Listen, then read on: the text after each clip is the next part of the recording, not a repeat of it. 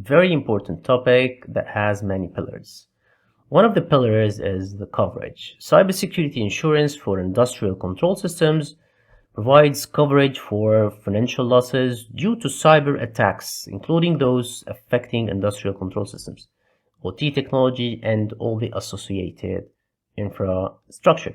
The insurer may conduct a thorough risk assessment to understand the specific cyber risks facing industrial control systems, which can help in tailoring insurance coverage solutions accordingly to your needs. Policies often include coverage for business interruptions, data recovery, forensic investigations, legal expenses related to cyber incidents, and regulatory fines or penalties. Coverage typically extends to external cyber attacks such as ransomware, which is quite common these days, malware, and hacking attempts targeting industrial control systems. Some insurance policies may also cover damages arising from insider threats, including malicious actions by employees or contractors. Insurance may also cover the costs associated with restoring and repairing industrial control systems after a cyber attack, including hardware, software, and operational expenses. Insurance coverage may assist in meeting regulatory compliance requirements related to cybersecurity in some industrial settings.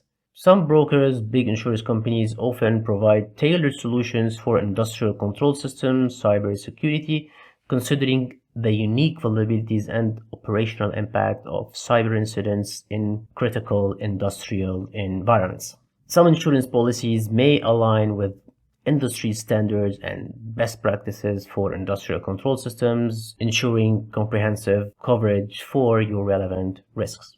At the end of the day, the premium you're going to pay for cybersecurity insurance is actually based on the risk assessment that will be performed by the insurance company.